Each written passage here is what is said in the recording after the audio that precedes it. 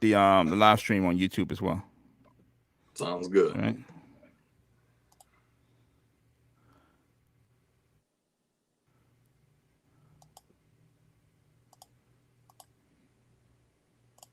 So here we go. So we got the so now we're on live. So yeah, this is Trump and the global economy. Trump and the G for short, where we discuss the president's policies and how they affect the economy and the community. I'm Shock Exchange tonight. We have Mitchell, of course, and the images of people trying to leave Afghanistan have been pretty horrific. Everybody knows we're leaving Afghanistan. We've known this for 20 years. We've known it for the past decade. We've known it for the past 5 years. You would have thought the exit would have been a lot smoother, but it hasn't been.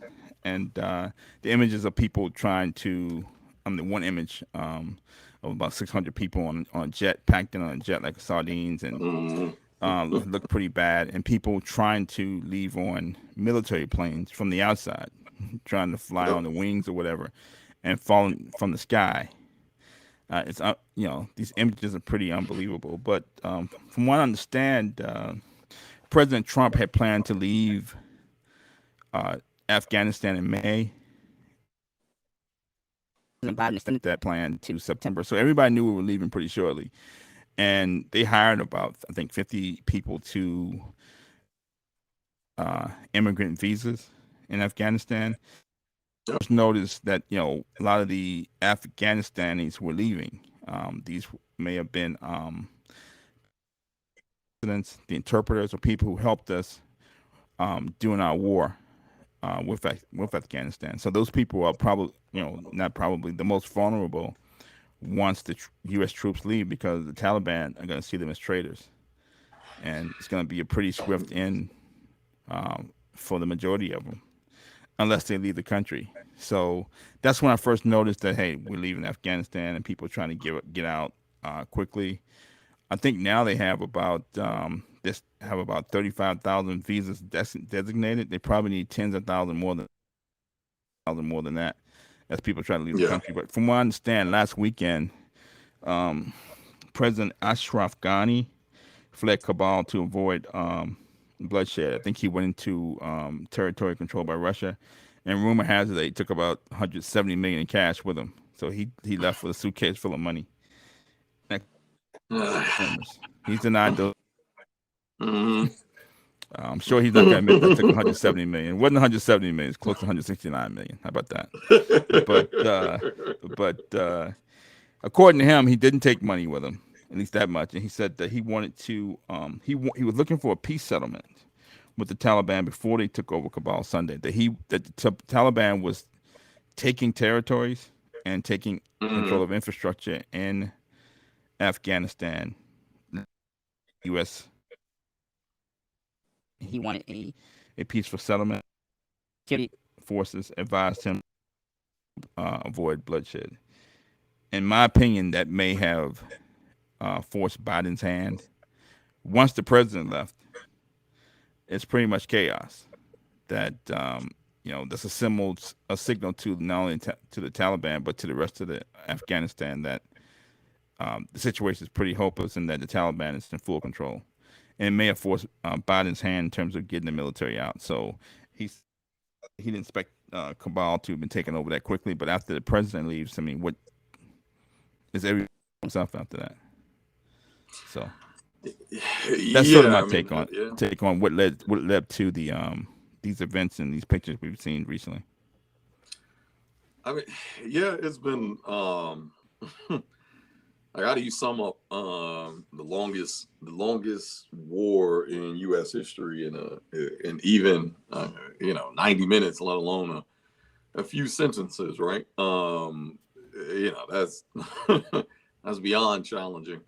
Um, so much led to this. I will say though, as a point earlier, that for me, reading that essentially the data of otherwise informants was left behind.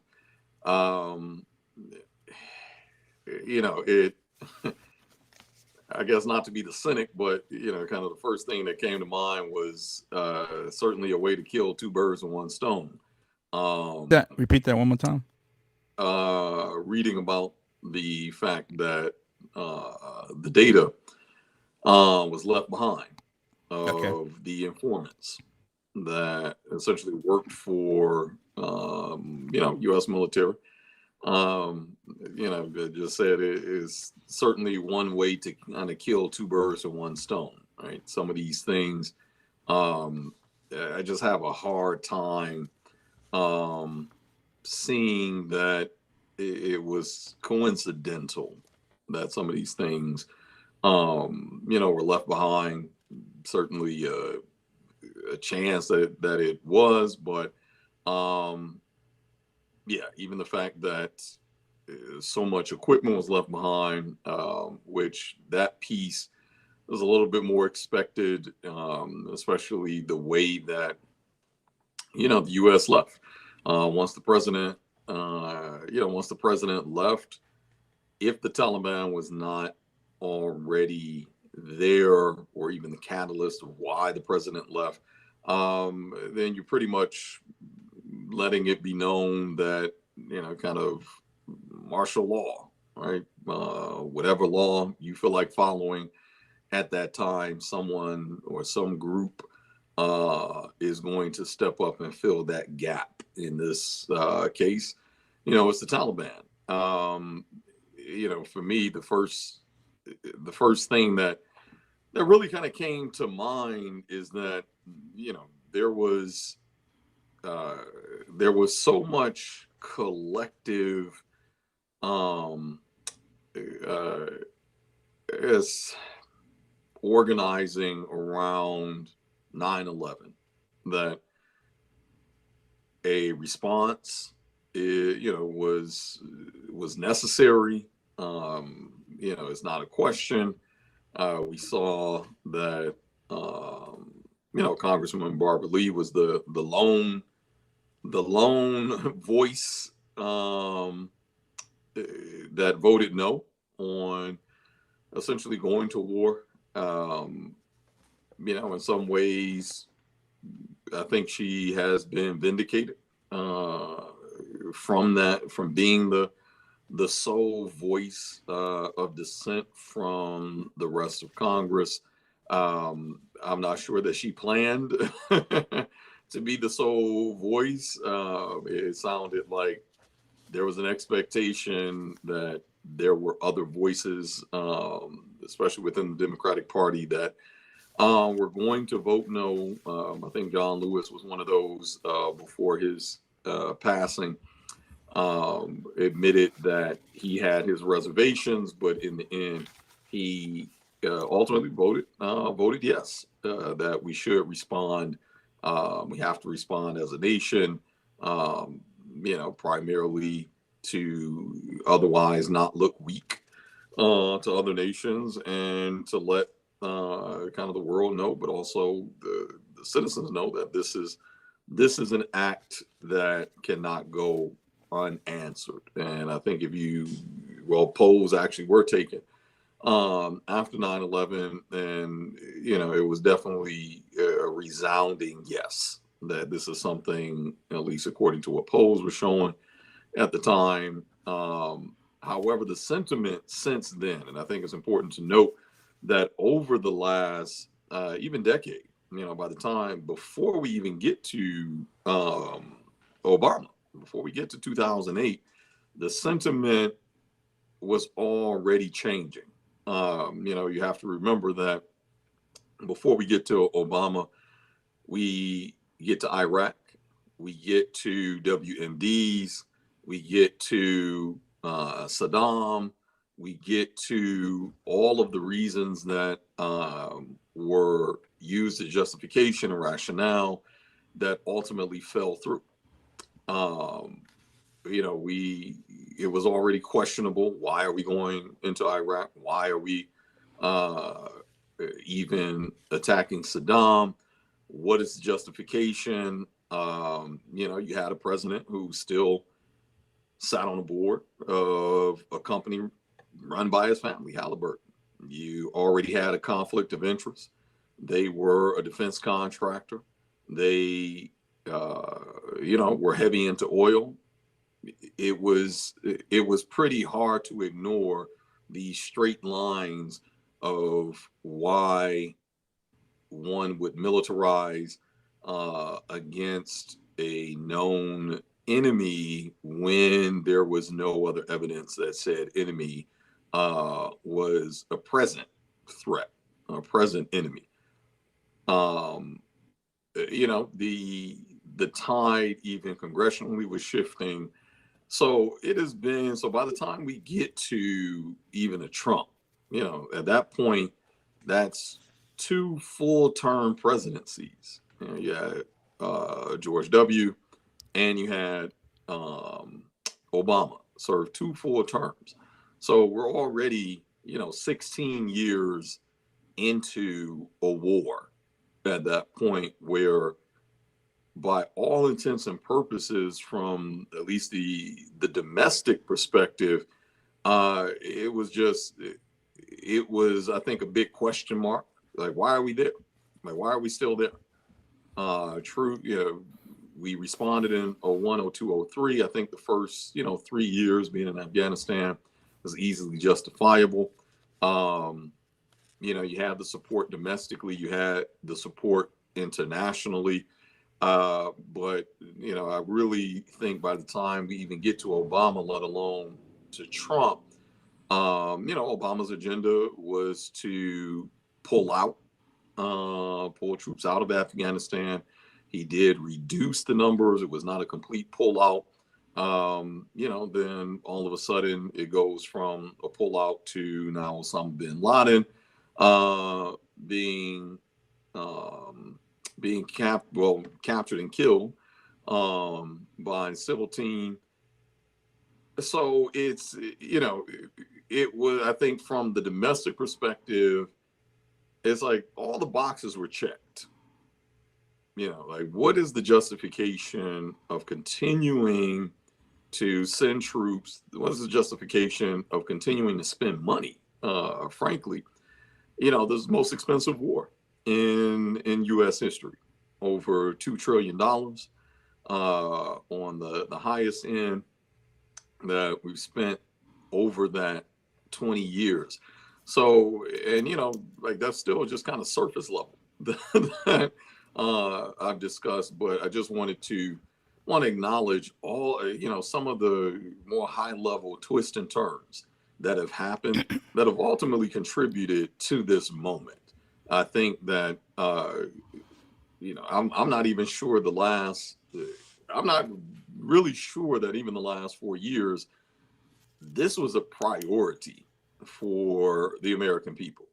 That Afghanistan was a priority that impacted day-to-day decisions, something that was top of mind for the largest percentage of the population.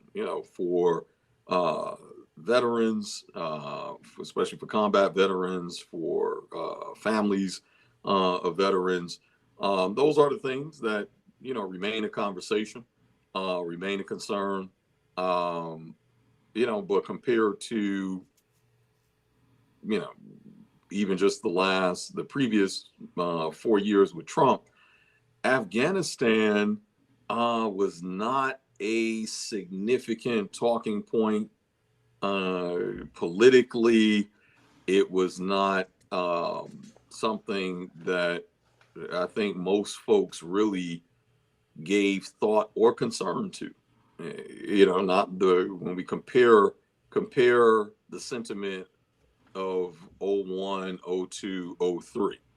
Right. Exactly. Um, Exactly. so yeah, I'm not really, although it's been a long time coming, but I think in terms of the importance of the prioritization of households in the U.S., this is not something that probably gets talked about at the dinner table quite often.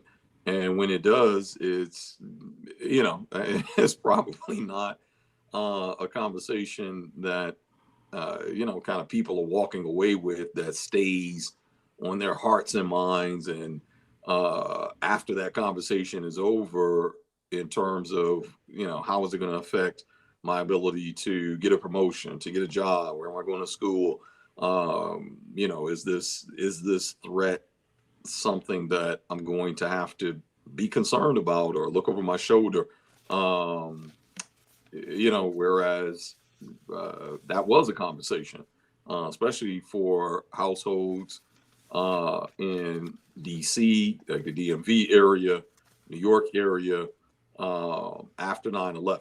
When the Right, Twin right, Towers were hit, when the Pentagon was hit, that was a concern. That was a household conversation.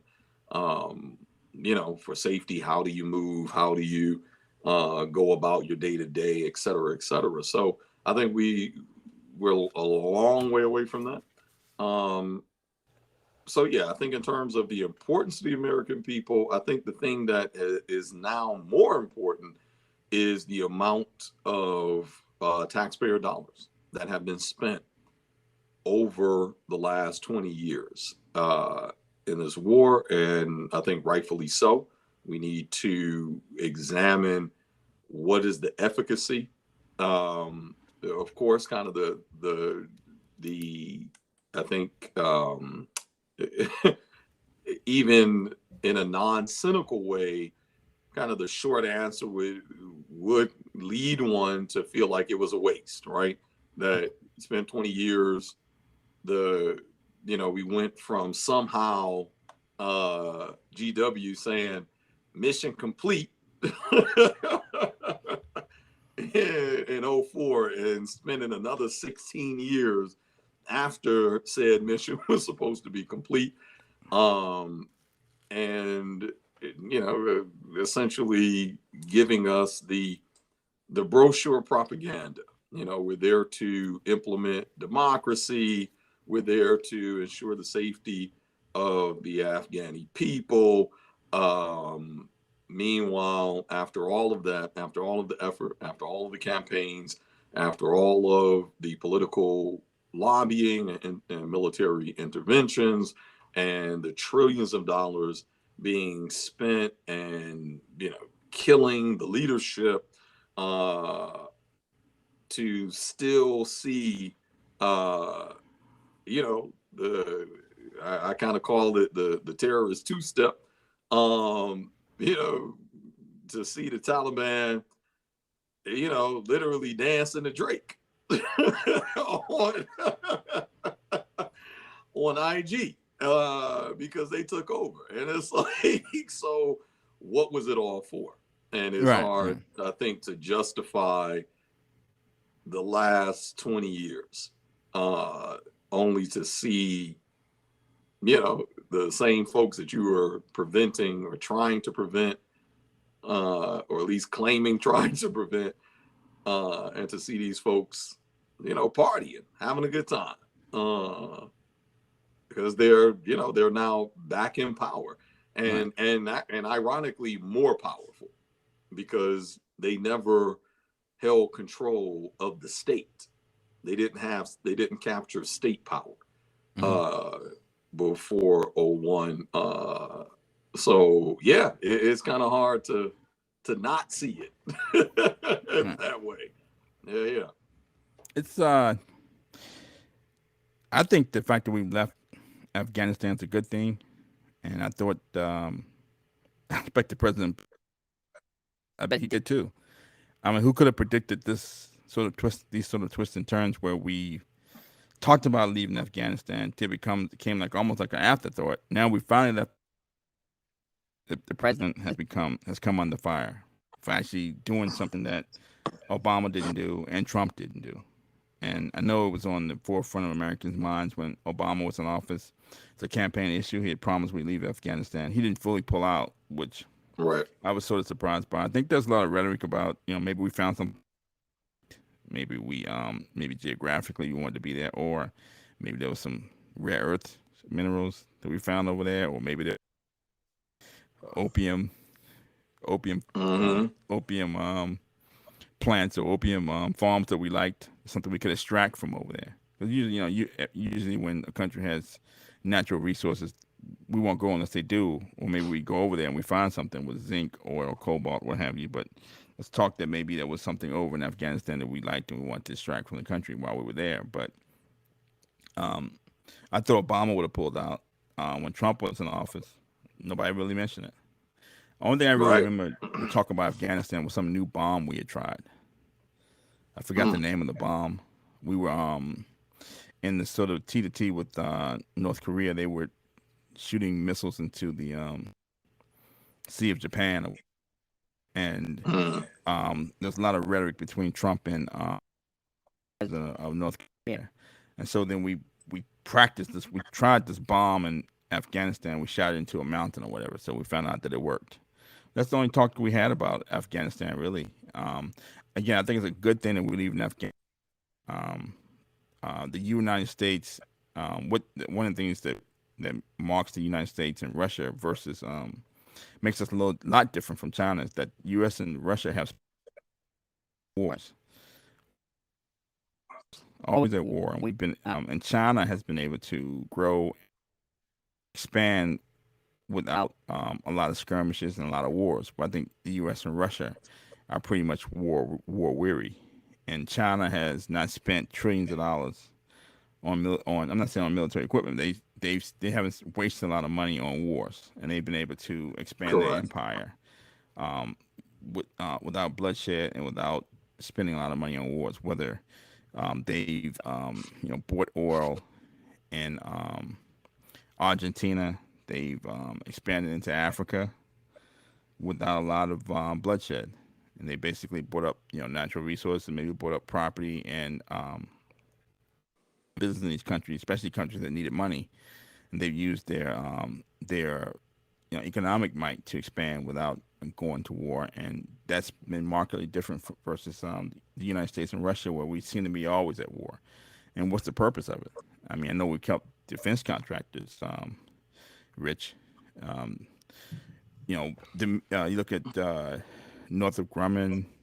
Obviously, you look at General Electric. You look at uh, uh, Boeing, Lockheed Martin. yeah, exactly. But you look at these companies. Yeah, Their revenue almost grows in perpetuity. And even General Electric and a few other companies that sort of have aerospace, but they also have commercial versus military equipment. right. The military sector has always been pretty steady, while the Yep. commercial equipment sales, heavily dependent on airlines, has been um, in the doldrums during the pandemic. But the military sector always keeps them.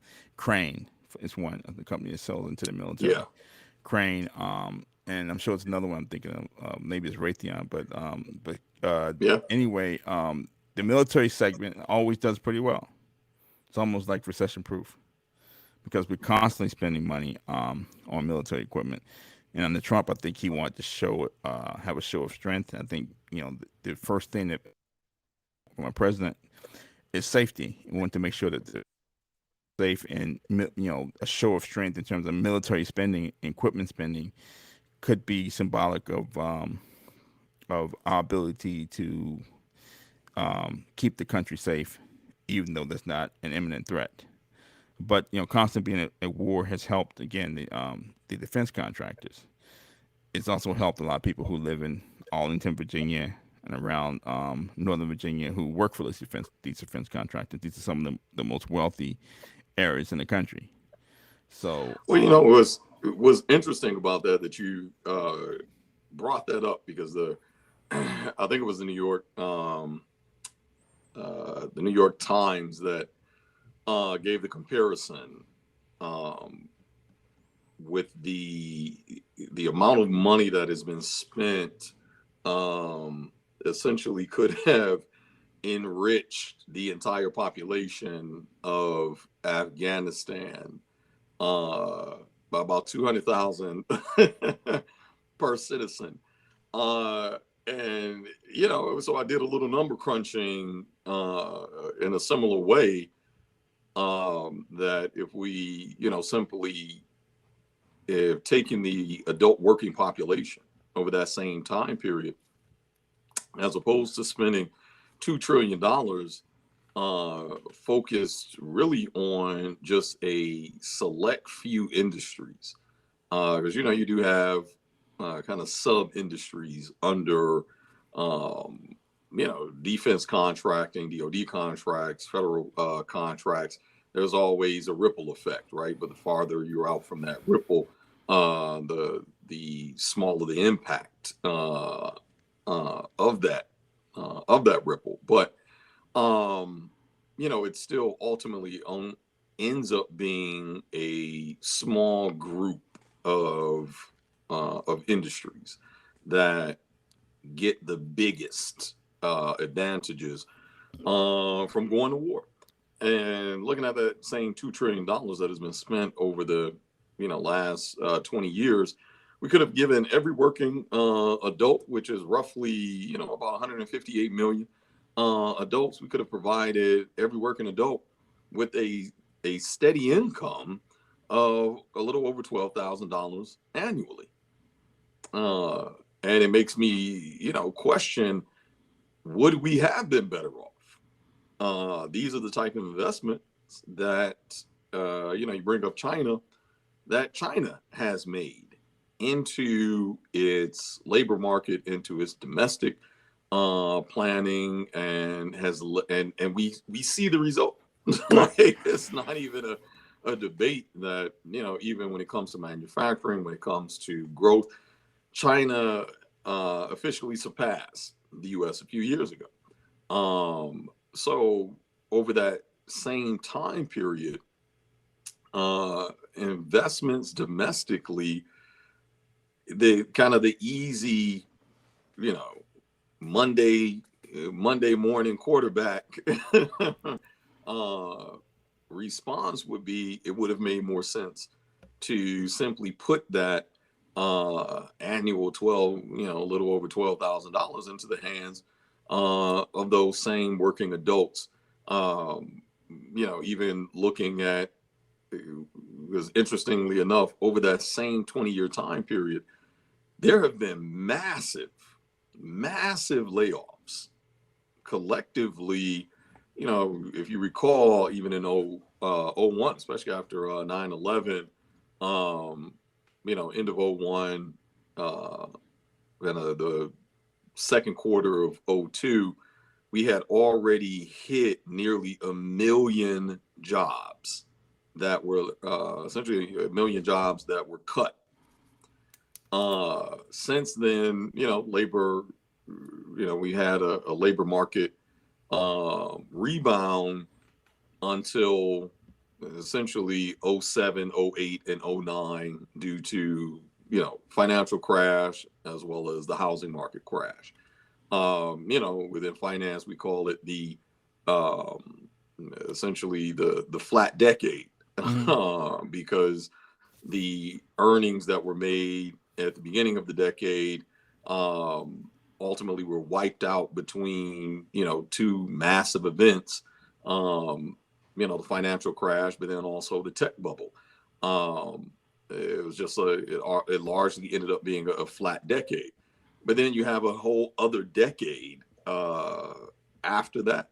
And even after some of the labor market rebound, when you look at some of the same companies, some of the numbers are due to COVID.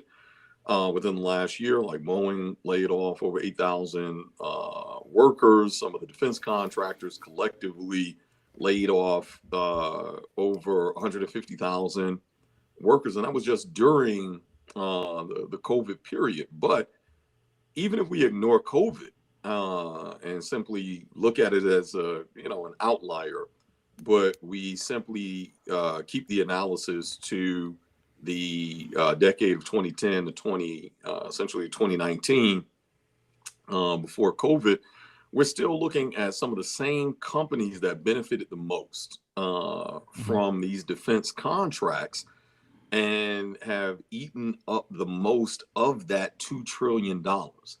And ironically, were some of the same companies that had some of the largest layoffs within that decade period. So, in terms of efficacy, it's hard to ignore. Would we have simply been better off just putting the cash into the hands of everyday working families and households? And I would make the argument to say yes. We Yeah, but have I an think you said. example of what that. Yeah, I go think the ahead. key thing you said was that it would have made more sense to avoid Yeah, those wars I, and put the money in the hands of households. That I mean, when you're talking about yeah, making sense, that's not the that's kind of like that kind of like it's counter to what people really think. The U.S. always needs a boogeyman.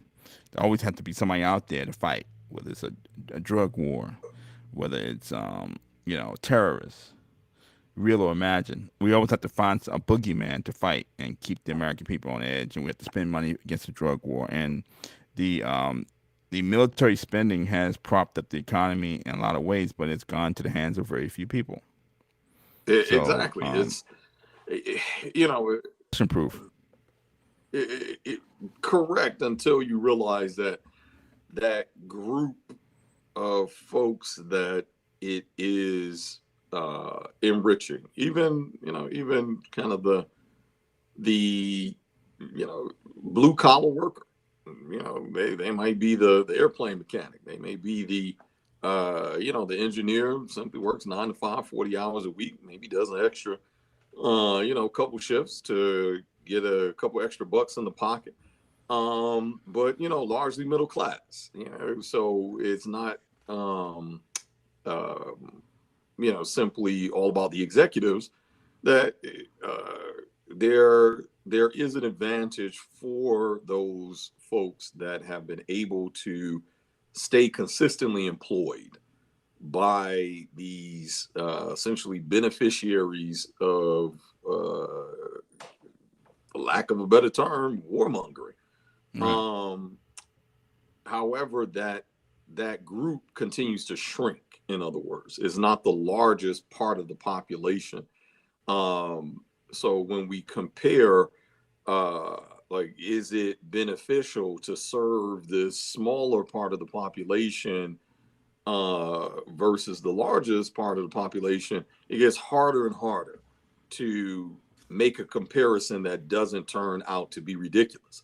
When we look at the cuts from education, when we look at the cuts that were made across the even federal allocations.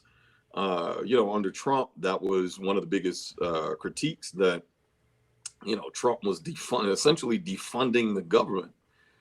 But one of the things that predated Trump by a few decades is the fact that our spending, uh, you know, vastly surpassed the income that comes in through tax revenue.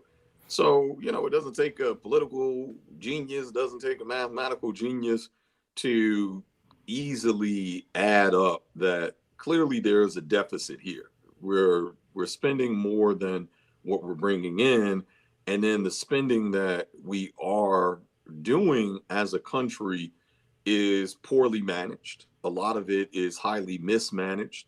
Um, you know, we can easily throw a dart at a government contract and almost find the outrageously priced allocations when it comes to the procurement process and logistics process. You're paying $600 for a toilet seat. Like, where are we doing that in real life? Which Home Depot is selling me a solid gold toilet seat? Um, you know, eh, so when we talk about these things, that's where it ends up. That's where the money ends up going in a very practical sense, although it's very impractical. But not just from this high level, like, oh, we just spent $2 trillion and nothing to show for it. It's like, no, that's where that $2 trillion shows up, is in the actual contracts. How are these contracts allotted? Where the allocation, and more importantly, the governance of a lot of these contracts uh, end up being poorly managed, Mm-hmm. and is costing the taxpayer dollars. We have reduced efficacy in childhood education. It has been at the expense of even tertiary education. We're now at levels that student debt is at or getting ready to surpass mortgage debt for the first time in history. Wow. The difference between a mortgage and a college degree is that if I do fall back on my payments for my home, the bank has some collateral, or even I have some collateral before the bank comes for me. At least I have an asset that can be sold. It may be sold for less than what I purchased it for, but it can be sold. I have yet to see a market where a college degree can be sold to pay down the student debt. If you default on your student debt, you can't turn in the college degree and get 30 cents on the dollar or 40 cents on the dollar. So a college degree, the diploma itself is not an asset in that regard, Right, right, right, that you right, can liquidate right.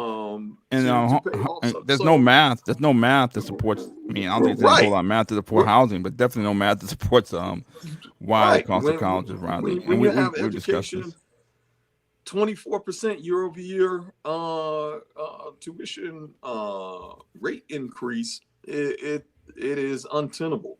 Yeah, And when we I think the oligarchs and we wealthy colleges and that have found things that people want and oh, high prices 100%. for it, whether it's real estate, or college education, um, uh, even the for-profit colleges. I mean, they just basically found things that Americans need and just hiked the prices for it. If they can buy air, we're done.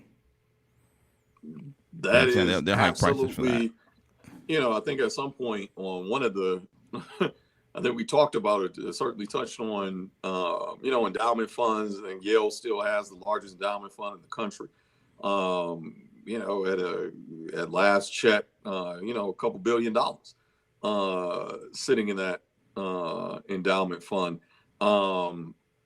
Pretty much that is the route that every private institution, every private education institution has headed towards, is using that Ivy League model of essentially extracting cash from the students as well as the donors, and it becomes kind of this hoard.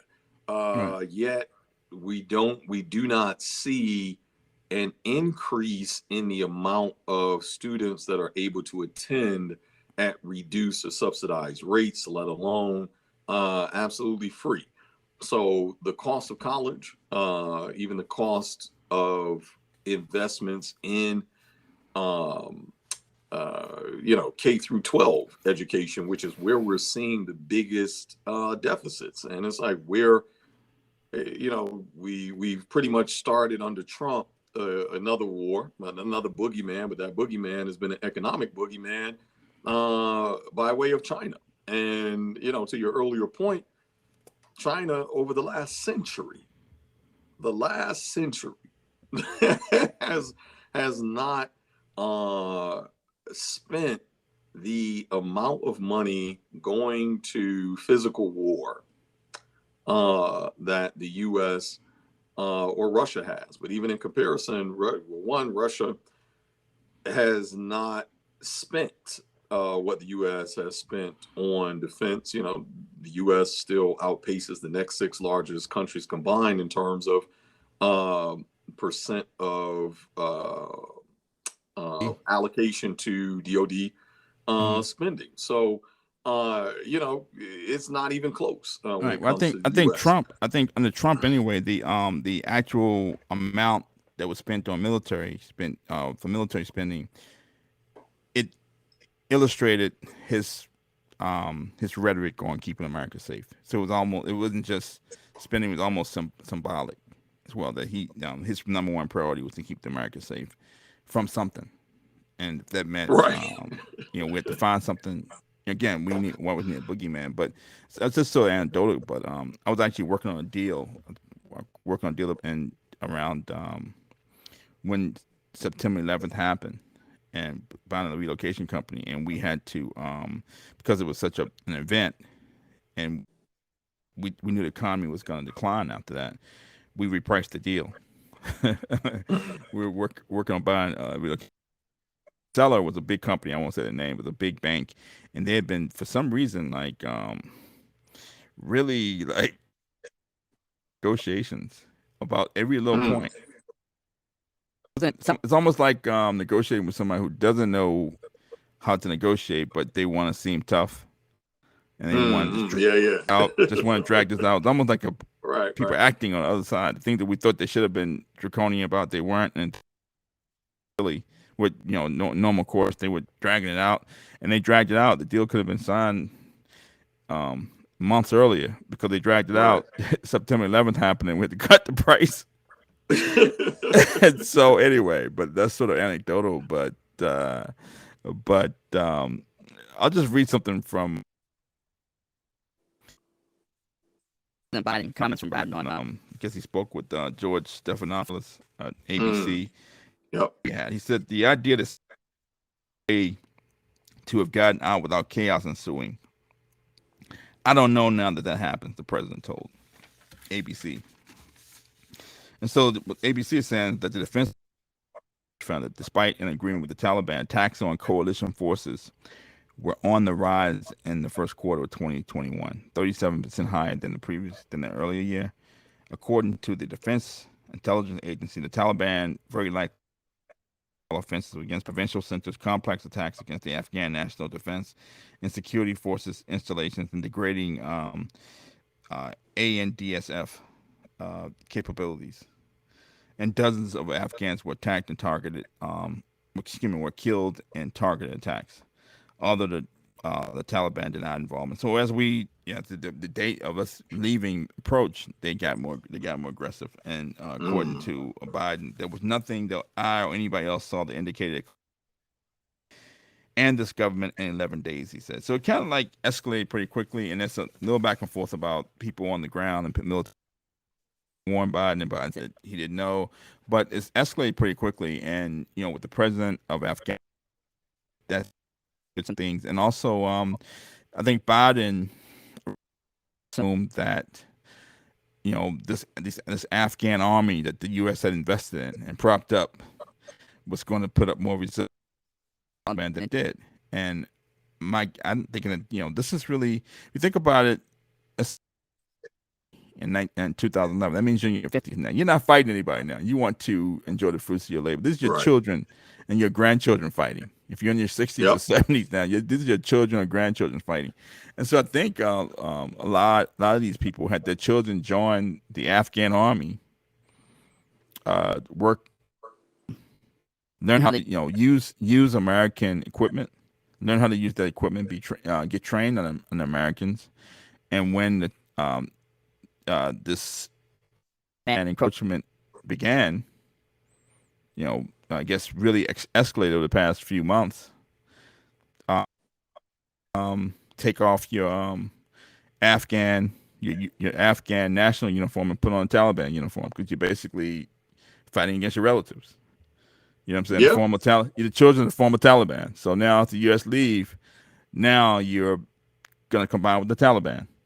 And this is, I think people who had experience in this area, particularly Russia, said the U.S. is not, this isn't going to work out in the U.S.'s favor. And again, we go back to Machiavelli, where you have a country where all these different factions, probably 3 or 4 different factions in Afghanistan, similar to Iran and Iraq, I would imagine, that it's easy to take over because these different factions are not loyal to the current regime and they invite you in. But once you take it over, it's hard to maintain because they won't be loyal to you. And so now we're dealing with all these different factions that are not loyal to the United States. They may not hate each other, but they hate the U.S. even more. And so I think Biden erroneously thought that the Afghan resistance and these guys probably took off the Afghan uniform and put on the Taliban uniform, and the terrorist two step, as you said, and whoever takes over, I guess Afghanistan would be who has that U.S. equipment, who can utilize that equipment. It's probably going to be the Taliban, my guess. Oh, 100%. We it's literally come full circle. You know what I mean? When it was exposed that the CIA had a hand in ultimately creating Osama bin Laden, that it was the CIA that trained him, that showed him essentially how to build an army. And, you know, Osama was not, he was not a dumb, you know, opium farmer, peasant farmer. Like, this was a highly intelligent, you know, highly organized man, and clearly highly effective, and was able to take those lessons, take those teachings, take it a bit farther, along with a history of resistance. When you look at the history of Afghanistan, it is by no coincidence that there's only been, to my knowledge, and maybe my history buffs out there, certainly feel free to correct me if I'm wrong, but there's only been about 3 or 4 groups that have ever conquered uh, uh, what is now modern day Afghanistan. But these are the descendants of those same folks that have pretty much resisted nearly every modern day attempt to to colonize that country, to ultimately oppress that country through militaristic endeavors. Um, and you know, the way that I see it, this is no different. Um, the you know, kind of going back to your point of, they, you know, factions with internally essentially intra-community differences may not have been enough to overcome the enemy of my enemy is my friend, right? That we may be, you know, we may have been beefing for the last 10 generations, but we have a common enemy.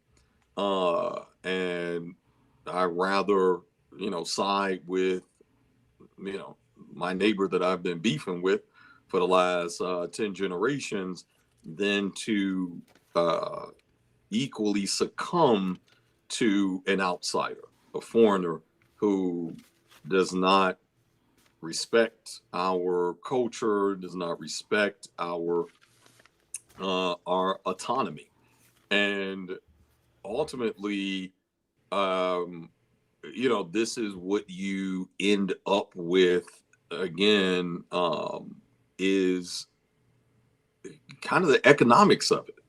One, because Afghanistan has been a target of extraction, like resource extraction. You know, it didn't take 20 years to for 9/11 to happen. It took a day. I don't think 20 years of a response is an equal or just response. Much the same how state laws will determine, even if someone is breaking into your home. You know, some states, someone breaks into your home.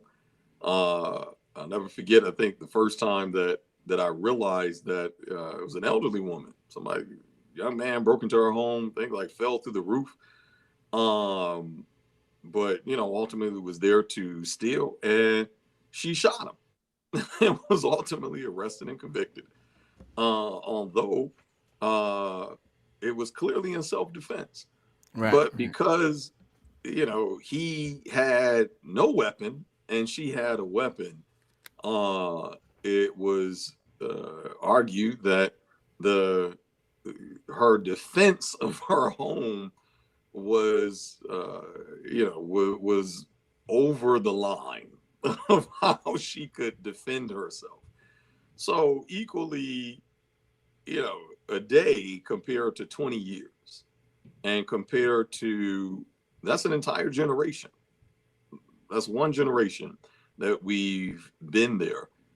I think that's the same, you know, I think that's the same comparison. It's the same situation that we're looking at.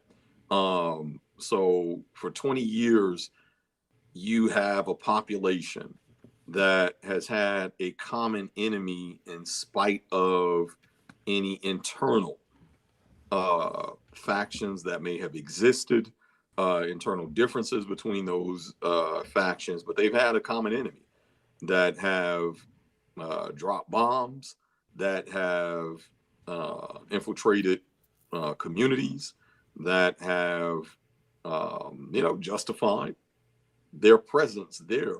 And it has stripped Afghanistan over the last 20 years of being able to make those investments into their own people, into their Right. own infrastructure, into their own education, and building up their own economy. So if I'm a young man, if I'm a 19-year-old now being put in a position to take care of the family, have an aging father, maybe very little prospects of a future.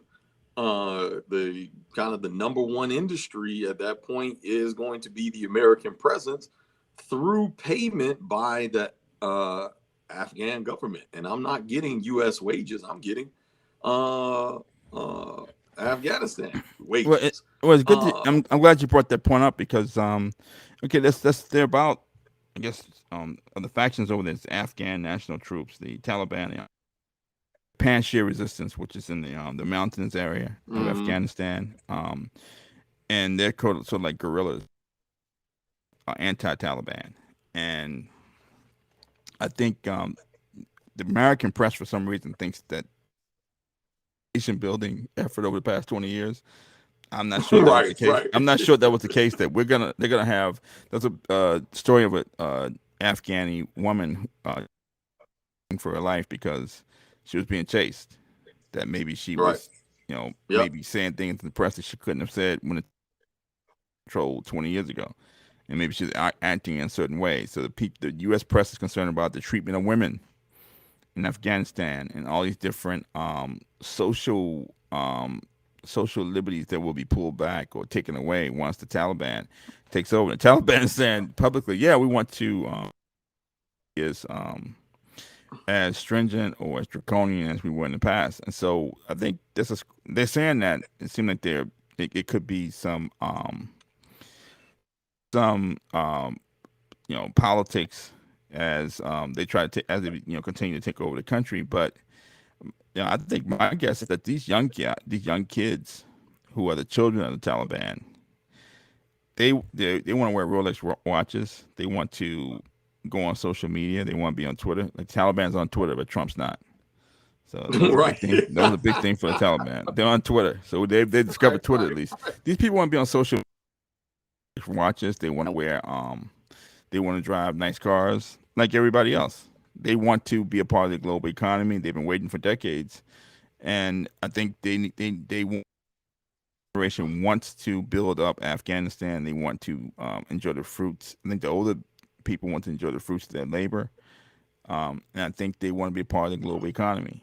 And for some reason, um, and I think that's maybe some a push pull between traditional Taliban members and the younger generation that wants to be a part of the global economy. And for some reason, uh, or people's or citizens' rights taken away from them, people may see the Afghan effort as a failure. I'm wondering who will take the better brunt of that. Will that be Joe Biden?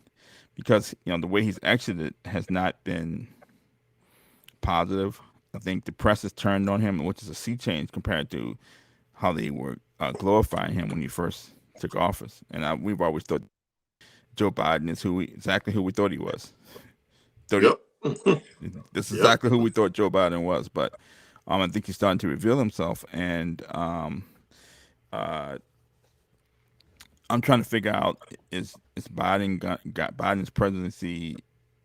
Is it going to take a hit for this? Is it in trouble? I know his ratings are down in the 20% range. His chance of getting reelected is in the low 20% range. And Yeah. I think Trump is Yeah. giving people the gift of missing him. And the beauty of Trump not being on Twitter is that you can't hear Trump. All you can hear is Joe Biden, and you can hear Biden's voice. And when he's not talking, you can hear silence, Yeah. which seems to be a big void. I don't think that I don't know. I guess I would have a hard time believing with any with any seriousness that Biden is planning a reelection. Um, I think I think that he's somewhere, even in his own mind, probably thinks that this is his first and last go round. He's probably wondering, I got Yeah, 3 more years I of don't this. think that. Yeah, if he even makes it to the end of the term, like I'm gonna just call it what it is. Man has one foot in the grave. It looks like he got the other knee in there as well. Like I'm not sure that he makes it to the end of the term. Successfully. I mean, it is what it is. He's lived a long life. Incarcerated a lot of black people. So he's he's benefited largely Right. It seems to from the be a continued black folks seem to be a rite of there passage you for go. You politicians. know what I mean? I think it gave him an extra 20 years to stand on the incarcerated backs of a lot of folks in our community. And so, jokes aside, I'm not really sure though that is that folks. I don't even think he could take that seriously. Right. If someone mentioned in his heart of hearts that I'm gonna go for a re-election, sure, he may say it publicly for face, but I just have a hard time believing that he even wants to do it again for another 4 years. I don't think that even before this, his ratings were already low, even before the Taliban taking over Afghanistan. This is just another thing that adds to those low ratings. The fact that he was doing hustle math. I promise you $2,000 checks. There's going to be 1,400 plus the 600 Trump already gave you. From that time, his ratings began to tank and have really never recovered outside of what we call dead cat bounces here and there, but they've largely stayed pretty low, especially for a first year in a first term presidency where there tends to be a little bit more leniency. There tends to be that, oh, give him time sentiment, give him room. He inherited this economy, he inherited these problems, dot, dot, dot, dot, dot. We tend to give an incoming president that first year to get adjusted to office and get adjusted to the congressional machine now being in that position. And, I think because of the way that he has handled COVID, and I think not even, in my opinion, not so much even COVID, it's been the economy during COVID that I feel the patience of the American people to give him that leniency has been a big FU. It's like, nah, screw that. But he also The guy, said during the debates, he heavily criticized Trump right, about right. how, He how is heavily his pandemic criticized him for response, all the things he's doing. and he never really said what his pandemic response was. But even President Obama said that they had left a pandemic response plan um, when he left office, so Trump should have been Yep. prepared. But then Biden comes in and it seemed like he was, and It seemed like he was even less. then there Yeah. was talk that France said they had warned Obama about the Wuhan Mm-hmm. office Yeah, yeah. when he was president. So I see why he had the pandemic response plan, but maybe he could have been a little more aggressive about you know Wuhan. You think?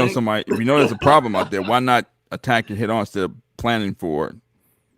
Uh, Yeah, no, so it seemed that they say he was absolutely. warned about Wuhan, like with now the worst case happened and Trump had to deal with it, and so they've been very critical of Trump when knew about it and then the Biden administration had a chance to put plans in place while Trump was actually faced with it. So You let Biden administration tell it, they have 4 years. They have 4 years to look at the Obama plan response and to critique from that vantage point to then aggressively roll out. It almost reminds me, um, of a certain company's management. That's not don't, don't, don't, that's not aggressive. don't. I was in a good mood. I was in a good mood. Stop, I'm stop, not gonna say any names. I'm stop gonna just playing. Don't do that. little Don't do inside that. joke Don't for do the that. viewers. I'm gonna Your just leave it at that because your Ralph sense of knows humor exactly ceases, who I'm talking about. humor ceases to amaze me. It ceases to amaze me. But it's. Um, I don't know if you're noticing this, but it seems like Biden has. He's very competitive. I don't think he likes the image of. I don't think he. I don't internally. I don't think he liked the image of being Obama's sidekick, being considered Obama's sidekick. And I imagine he was sort of the Biden we know from 30 years ago was probably gristled at Obama's comments about, "I hope Joe doesn't do anything to embarrass me." Like he didn't want Joe Biden to run. Almost he yep. didn't want to mess up his legacy. Having pushing Hillary in 2016 ahead of him. I mean, I know Joe Biden accepted it for the sake of the party, but they had to have chafed. You know what I'm saying? Right. They No, had to have the chafed, amount. and then people thought Joe Biden wasn't a real serious candidate, last time, and he had to have the guy from South Carolina, Clay Clyburn, Hmm. heavily endorse him. Uh, and then Obama, I think Obama, I don't know, I don't want him to speak, but I think Obama was a little concerned that Biden would have maybe have Biden was. I mean, it seemed like from what I remember, Obama was slow to endorse Joe Biden. Maybe say things to embarrass him or do something to embarrass him or hurt his legacy. That had to have chafed Biden. The fact that maybe people um, didn't think as highly of him as they may have should have, as they may should have. Yeah. But and he had to rely on an African American. Probably one person Yep. he probably one person he did lock up to give him an endorsement. Give him an endorsement. Could you imagine that? Exactly. You need a black guy to Exactly. put him on, and Clyburn's running around saying, I was the one, Joe Biden." So it seems like I Hey, don't know if look. you noticed it, but it seems like Biden is checking off the boxes of all the things Obama didn't accomplish. He went to Tulsa, went to Black Wall Street. I'm the first sitting president to go to Black. Right He Wall said Street. that. Yep. I Yep. never I He never did. thought of it. He I never made thought of sure that. to say that. The thought never crossed my mind until you mentioned it. Yep. You would thought Obama would have been the first sitting president to do that, but anyway, I think Yeah. after he engaged in those race distancing policies of his, I um, think the only thing that and that now would you have have been Biden. funnier Now is you have if he. Biden leaving. Now you have Biden leaving Afghanistan. No, You I mean follow? it's true. So I actually didn't even. the applause. I think he got an applause for going to Black Wall Street. The applause he expected for leaving Afghanistan. I don't think it's happening. But it seems like he's checking off the boxes of things. Um, Yeah, that's how I see it. I think I think the last thing that'll be on his list to really stick it to Obama is to invite Reverend Jeremiah Wright to the White House. If he Give does that, and if he doesn't engage in any race distancing policies like Obama, right, I right. think he'll may have one up to Obama. But if he invites Jeremiah Wright to the White House, I would take that as a personal affront. Exactly. I would take that. If I was Obama, I'd take that as a personal affront. But it's not much. If I'm Biden, um, I think I would kind of largely ignore the voice of the constituents as well, because again, let's be very honest here. How many folks really think that even if he were to get a second term, that this man is going to live through the entirety of that second term? Um, you know, I still stand by my statements earlier that he was already showing signs um, of, frankly, a mental compromise. Mm-hmm. I think the one thing that did surprise me was that Trump never legally challenged Biden's mental competency, Well, I guess he because that did. is I a guess he didn't requirement really have a for whole lot of presidency. chance. I guess he didn't have a whole lot of opportunities because there wasn't. I don't think Biden really spoke a lot during the debating. I mean, Well, this was because of COVID. he spoke Because of enough. COVID. He spoke enough Uh-huh. over that past year to where it kind of became a running joke even in mainstream media, Mm-hmm. of how his speech was slurred, he's incoherent, he's talking about things that have nothing to do with the subject at hand. He sounds like an aging an aging adult that is waking up confused in the morning about where they are, what date it is, what year it is. He did show some signs of a diminished mental capacity, and I Mm-hmm. still stand by that. Yeah, it's become palpable. It's become It's palpable past couple of months though. Like I think right. I think the It, media keeps talking about it now. They first so they mentioned sparingly, but now they really started right. talking about it. No, it is. So even if he doesn't drop dead um before the next reelection cycle, it's certainly hard to justify that age as well to be leading a country. Do you want an octogenarian really leading the country? And the irony of it all, right? When we look at the now what's labeled as millennials, but the when we look at the younger end of millennials and we look at Gen Z, so essentially folks under the age of 35, this is really the next generation that is set to be the bigger voter base. When we look at the differences in terms of socioeconomic priorities for these generations, there's a stark difference between even millennials and Gen Z. So the irony that with all of the push on identity politics, the talk of gender equality, sexual equality, um, that you still end up with an old white man at the helm. Like you still voted in an old white man for all of the respectability and identity politics that was played out during this previous cycle. Kamala was, played up her identity politics. She went from, uh, heavily leaning into her Indian identity to flip flopping to being and somehow an African American, although her parents, neither of them identified as African American. Uh, but like respectability politics were laid on extra thick this past cycle. So election cycle. But the reason I bring that up is simply because I don't see that same thing flying with a younger voter base when we look at the next election cycle. I think the difference is that this election cycle, a lot of it was uncovered as talk.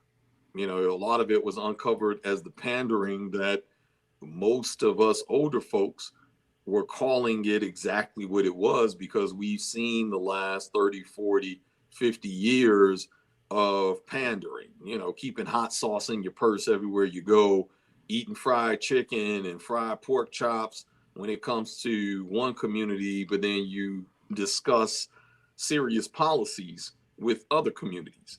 So we've seen this pandering. We've seen this movie before. We've seen how it played out, but it had a new marketing layer, so it feels new. Yeah, but We I mean, didn't have, yeah, go ahead. But I think one thing we discussed earlier was the Oscar Wilde that we can see the the Yeah. sunrise before everybody else. That one of the things that that uh, really pissed me off about the Obama administration, and in spiking these asset prices, you also helping these wealthy colleges. You Yeah. understand who No, own all the assets. So right. you got Janet Yellen, Ben Bernanke, Obama, who all went to Ivy League schools. You know what I'm Right. saying? It's Yep. a sleight of hand, but not sleight of hand, but it's so subtle and so nuanced that if you said it back then, people look at you like you're crazy. But now everybody's catching up.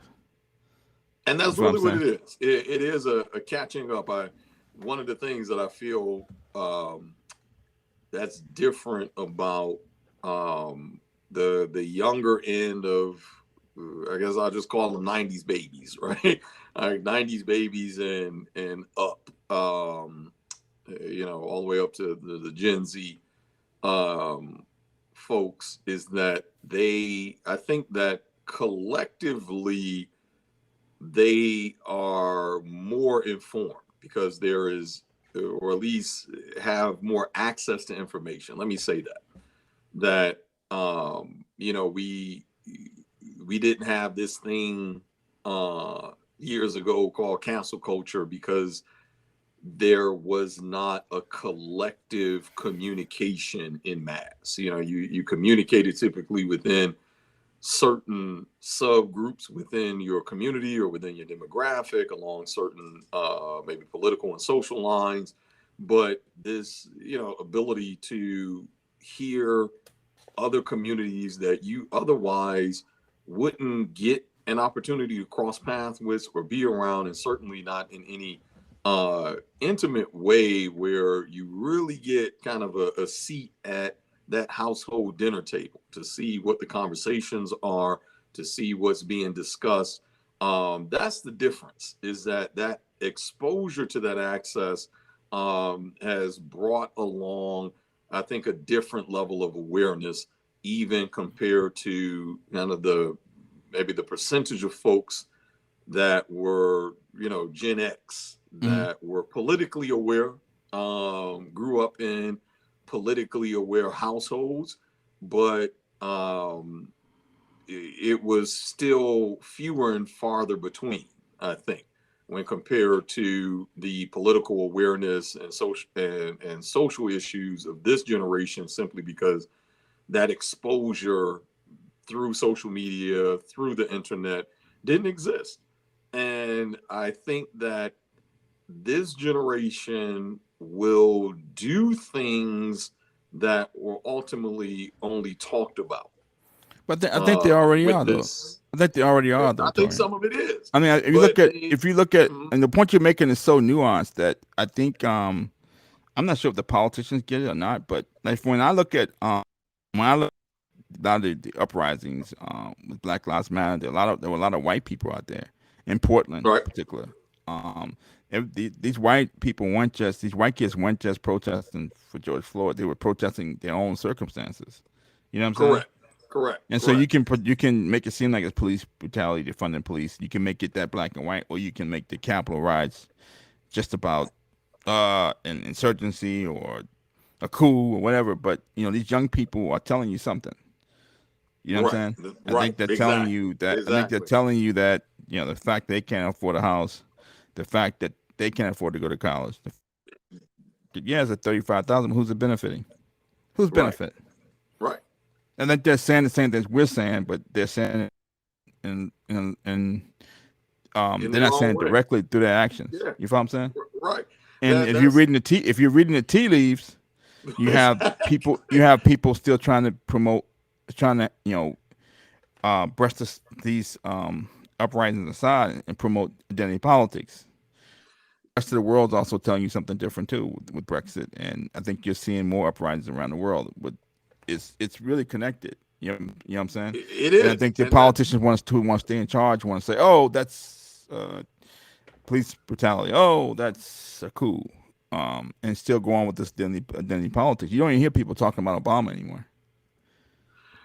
that is exactly all related. Even going back to the earlier point um, of the essentially the generation of uh, Afghanis that essentially grew up under the Taliban, having a certain impression of the U.S., having a certain impression of military intervention, having a certain impression of what it means to truly be sovereign, to be an autonomous nation with the ability to make their own future and to build their own progress. And I think in a lot of ways we're seeing a reflection, although the material reality for a 19 or 20-year old right now in Afghanistan looks very different than the material reality for a 19 or 20-year old in New York City. However, are they facing some similar issues with similar outcomes with respect to their differing environments? I would argue that they are. And I would argue that um, there is a felt commonality globally that we are seeing the impact of Black Lives Matter, like you brought up, is that it wasn't just a US thing. You saw protests in Canada, you saw protests in Nigeria, you saw protests in South Africa, you saw protests in Europe. You saw protests, I think it was like Denmark, like what is that, like three black people in Yeah, Denmark? but you also Like, have all you around the world know, you have this coordinated effort by presidents and central banks to prop up asset prices for some reason under the guise of sparing the and keeping these oligarchs who were in charge in 2006 and 2007, keeping them in power to keep these wealthy colleges flush with cash. With this failed policy, they wanted to go out alternative assets. They should have been. I mean, I'm big. I'm a capitalist. If you want to make $1 billion, go ahead. But when you lose all your money, why do you get it back? Keeping these wealthy colleges in power, keeping these oligarchs in yeah, power, and these people, they seem real nice and they seem real genteel, but um, their actions, and you're basically gonna have a, like, I think it's a good parallel with Afghanistan and young people who want to be a part of the global economy. They want to be on Twitter. They want to be on social media. They want the same thing a typical teenager in America would want. They want to live a life of prosperity. They don't want to be at war all the time. And and that's it's really gonna be it. interesting. It's gonna be interesting to watch that develop. But it's gonna be interesting to see how young people in America start to, not just in Afghanistan, also in America, start to actually what's going on, start to name names. You know what I'm saying? 'Cause the I think reason, they're there. because I genuinely think the reason one of the they're reasons I point out, because yeah. for years I've been saying about this economy, talking about this economy, it's gonna collapse. Because it's almost like you can see something and you can see how it's gonna affect young people, and it pisses you off. You're Yep. taking these children's future for your don't for you're sacrificing the future of children to help your donors or somebody you want to work for, and you leave office somebody you want to sleep with, and you're fighting on behalf of these younger generation, and they don't see it that way. They At all. not, oh, he's not fitting in. You know what I'm saying? And Yep. so I've been saying this for years. Then about a year ago, I hear my son say, "Yeah, my dad been talking about all the money Obama been giving, he printed and gave to people." But he never. That's the first time he ever said it. You know what I'm saying? But Yeah, years yeah, he was yeah, saying it. yeah, He was just yeah. looking at me like, why did he keep saying it when I'm his friends around? Yep, Look at me yep. like, why did my dad keep doing this? You know what I'm saying? You embarrassing me, Dad. Right. Why does he keep doing this? It's almost like with on the Cosby Show. His kids were like, why does my dad keep? Yep.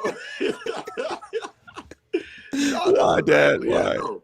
I think they are there because you also have to realize that a 20-year-old, let's even take a 25-year-old. So someone is born, kind of late 90s, was pretty much raised in their primary years, through the 2000s and early 2010s.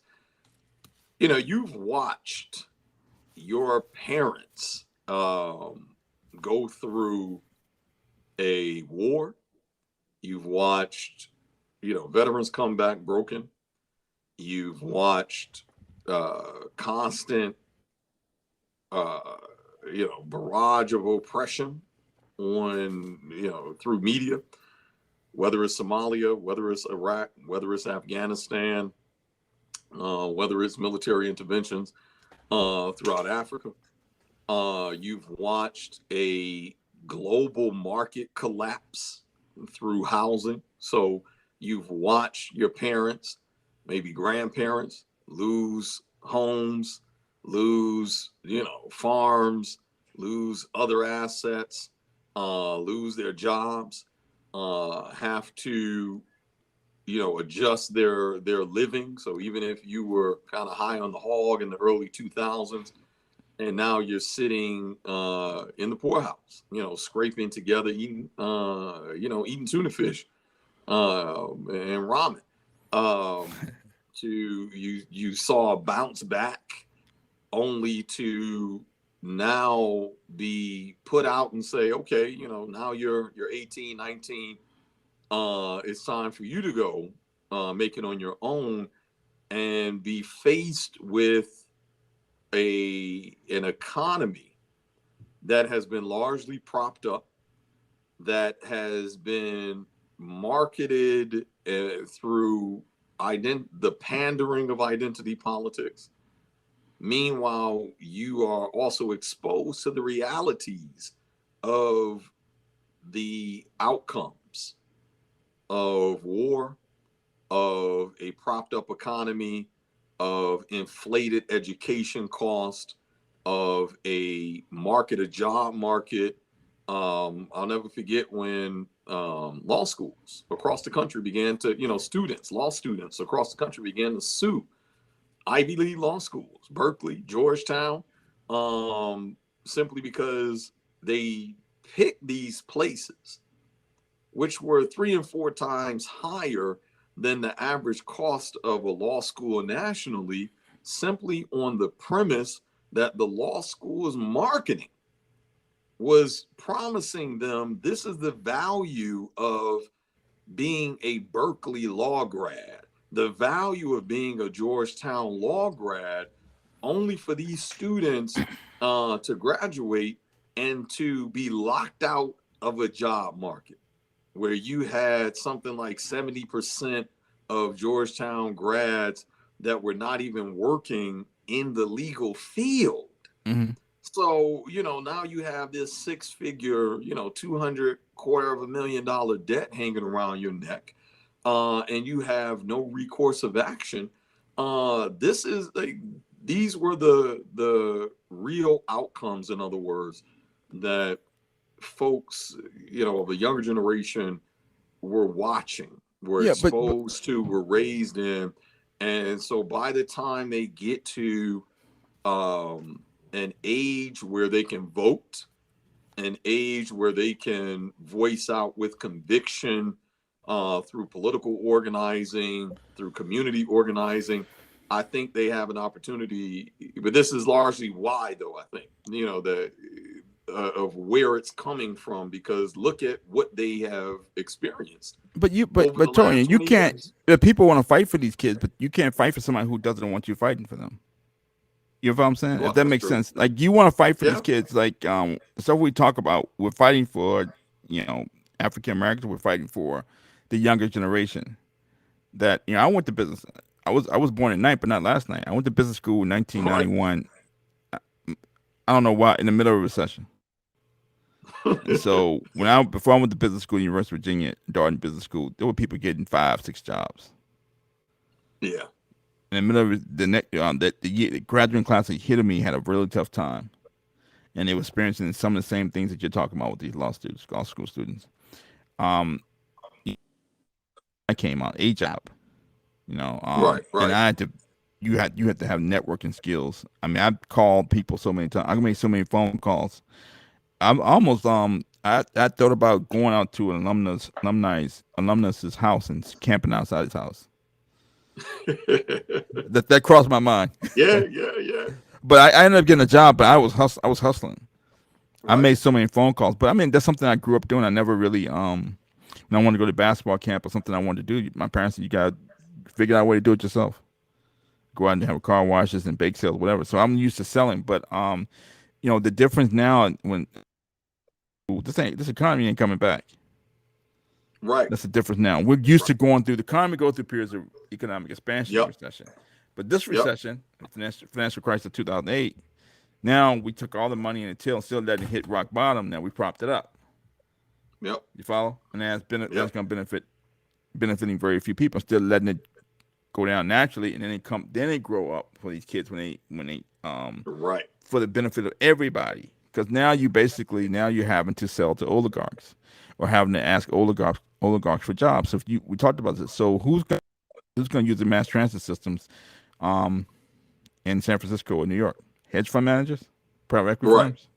Exactly. Who needs a lawyer? Right. Hedge fund managers, Right. private equity Yep. firms. Individuals don't need lawyers if they don't have jobs, or they're not sure about their job security. They're not going to go out and start their own businesses. They're not going to go out and make Purchase new products. homes. Right. So you're Or going to end up yeah. selling to very few people. Those are people with all the assets and all the money. But you try to fight for these kids, but you can't fight for people who don't want to listen to you. You know what I'm saying? And uh, I'm not quite sure what to say. You don't want to go door to door like the Avon lady, but you can saying stuff like cheeky things like, "Oh yeah, these doom and gloomers make you crazy and gaslight you," and the government Right. calls you these friends groups like you out in like you're the Unabomber out in Oregon someplace in a shed like doing military doing military training or something and Out in the fatigues. bomb shelter somewhere. Right, right, right. But this economy, the difference between when I was in business school, these people, lost kids in law school now, it's not coming back. And people always question the value of an MBA or value of a law degree or value of an advanced degree during a Right. recession. But this is like uh, a never-ending recession because now you got all the assets in the hands. No economist would suggest an economy like this. No economist, black, white, dead or alive. And we talked about this before. But so that's my thing. We're fighting for people who don't who basically using like during the Obama years using social media and listen to rappers talking about my president is black, my Lambo. It's like a coping mechanism. It's like a wave, a tidal wave coming, and they're partying like it's 1999 because we got a black president. You know what I'm saying? And Yeah. nobody's Yeah. talking about his policies. And people who do talk, soon as a jerk or you're Or not they get trying, booted off of. you're not trying to fit in with everybody else. Yeah. Right. And I heard an activist, a black activist, say a couple weeks ago on a podcast that oh yeah, we got to look at these colleges because they're causing gentrification in urban Yeah. areas. Like lady, where you been for the past? They started to sound like us. Yeah. I'm saying, where you been for the past few? You know what I'm saying? Right. They're just waking up to it, but it's up, and they're like looking at these wealthy colleges and the people who went to wealthy colleges and people who prop up wealthy colleges. Just because they talk nice, don't mean they're nice. That these people are very Right. aggressive. They are undermining a large part of society with these policies. And just because someone talks nice to you, they make them nice. But also want to make a point that as far as Biden, I want to make sure I make this point that because of I guess what you call mental so maybe some of his mental I wouldn't say breakdowns, but mental issues to the age or what have you, that he probably communicates less. I know he communicates much less than Trump. I mean, communicates much less than he would be communicating if he didn't have these issues. And so the things about Afghanistan, he probably would have been communicating to the American public weeks ago and updating the Mm. public weeks and keeping the public abreast, Mm. not just wake up one day and you see loads of people leaving Afghanistan one day, then a couple weeks later you see people trying to board planes and trying to climb the fuselage and people falling out the sky. You Right. follow what I'm saying? Because he Yep. probably his communication skills probably aren't as great as they should be, and I'm not sure how much he's relying on Kamala Harris. I think she already has a lot on her plate with the border, with the issues at the border Hmm. and other things. So he's probably not communicating to the American people as much as he would be otherwise. He's definitely not communicating as much as Trump. And Trump would be communicating 3 4 times a day on Twitter about what's Easily. Afghanistan, keeping the American people abreast. Would you agree with that? That's a good point, though. That certainly is a good point. That I don't know, just seeing him when he came out with the press release, it did. I got that almost sense that someone was like, "Hey, you think you should do a press release about Afghanistan? What's going on?"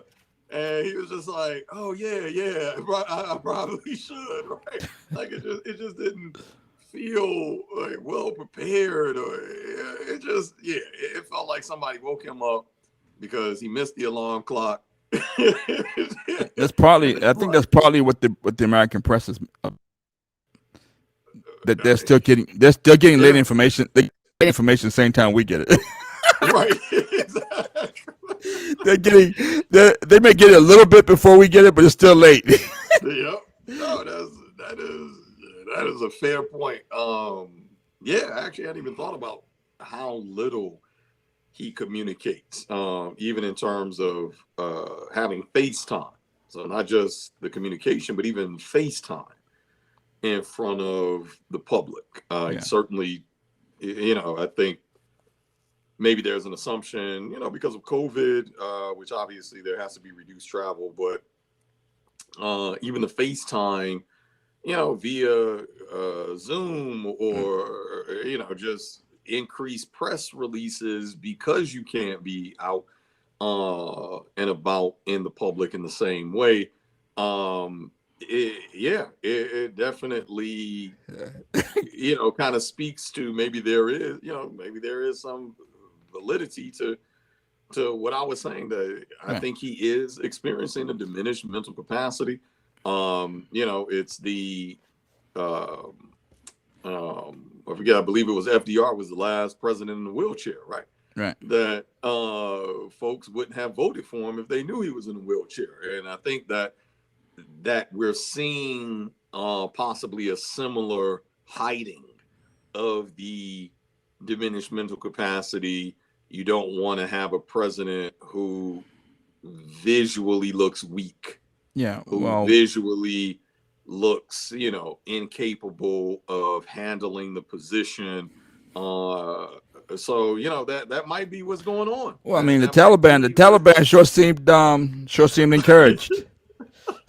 They didn't seem deterred by anybody. They didn't I seem mean, deterred by the vision of yeah, Joe Biden. I mean, they seem it, very encouraged. You know what I'm saying? it's certainly We're being we're it's being just wild catfished. to me. The country's being catfished by the president. Yeah, like it's wild to me that after all of these years, after all of the rhetoric, I mean, this is literally, from a U.S. perspective, the worst outcome. Like the worst outcome. This was the boogeyman. This was literally the boogeyman that Rumsfeld and Cheney puppeted Bush for 2 terms to Exactly. espouse that we got to get rid of the terrorists, we got to get rid of the insurgents. This is and Obama, I will forever call him Rumsfeld and Cheney's wet dream. Um, he even picked up Bush's rhetoric and ran with it even more. Uh, Doubled down on Patriot Act, expanded the federal military budget, Right. expanded Right. the federal police budget. This is Right. how we get the expansion of a militarized police force. Hmm. Took essentially erased over 12,000 illegal warrants by nearly every alphabet agency in the country. This is how we got to warrantless searches, warrantless seizures, the very scenario that resulted in Tiana and Breonna Taylor's death was a direct cause of Obama's policies. But the But point being is that it was but a ironically, continuation. but on that point though, Uh, I find it hard to believe that all these black journalists didn't make that connection. you know, you you saw what happened to Tavis Smiley um Cornell. and Cornell West. They were the few the few, literally the two people that were the most vocal about his policies as early as 2010, and they all but got booted, to the Chitlin circuit. Right, but I think I may have cut you off on Breonna Taylor. So what were you? What were you? Oh yeah, my point is that there was this essentially this aggressive approach to security and defense Mm-hmm. that Obama took from Rumsfeld and Cheney's cue and ran with it even farther than Bush was allowed to. And it was all marketed to the American public on from the perspective that if the insurgents win, then the global security of the American people are at danger. And from that, from those speeches, from that perspective, we are living in the exact scenario that two presidents for 16 years have been marketing to the public, to the So, American public, to justify our presence, our continued presence in Afghanistan. so you So basically it's saying just that, and you wild basically to me saying to that see. we should spy on our own people, because they could be terrorists abroad. Is that what you're saying?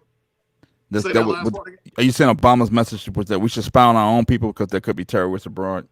Pretty much. And That that's that what was the. that's what set off Snowden, right?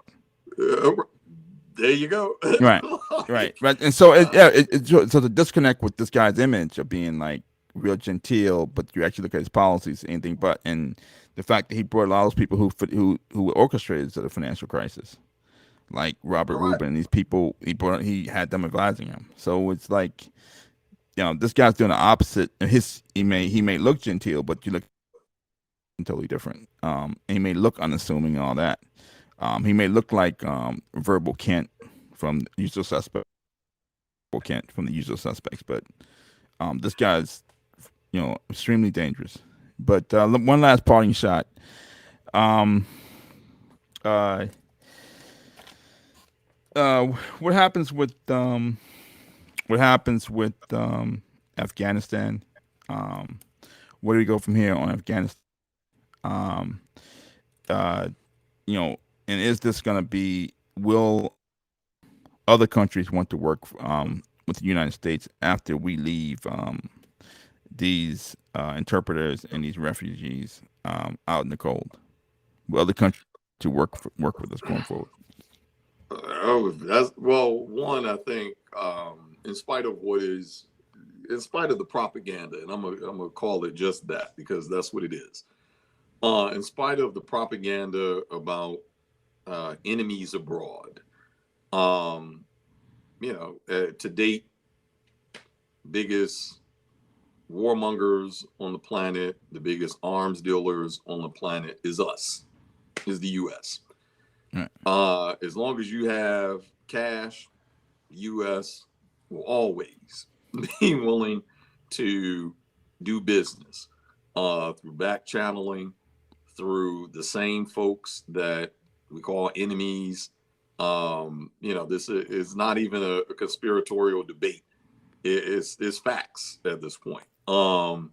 The and I think really what's going to be I think more interesting to see is that the same thing is going to happen even with the Taliban in control. Let's say the current Afghanistani president never returns. Let's say the people are content. The larger population of Afghanistan, less the folks that worked on behalf of the U.S. Military and their allies. So by way of that perspective, they look like traitors and informants. So minus those folks, if the larger part of the population see the Taliban rule as largely beneficial to their progress, I think what's going to be interesting is that we are going to see a continued business as usual. You know, globally, the Taliban is identified as a terrorist organization. But and at the same time, I think you're going to see, if nothing else changes politically, if the same folks, these same octogenarians and septuagenarians remain in office, even with the voices of the young folks, if there is no change there, and especially globally, you're going to see Afghanistan continue to participate in the global economy. The U.S. will continue doing business with them. Russia will continue doing business with them. Germany will continue doing business with them. So on the face of things, they will say one thing, but I think it will result in another. And I think what will be interesting, though, because this is not simply a physical war, but it's also an economic, philosophical, and ideological war, because this is a direct oppositional ideological enemy. That you have a capitalist neoliberal framework in the US versus an Islamic and specifically Sharia law that is anti-capitalist, that is going to largely result in some form of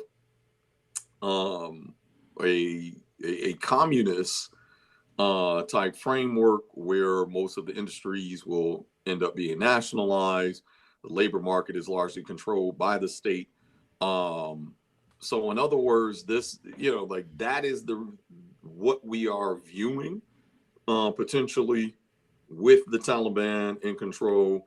So what's going to be interesting to see if they pick up some of the more progressive social policies to be accepted by the global economy.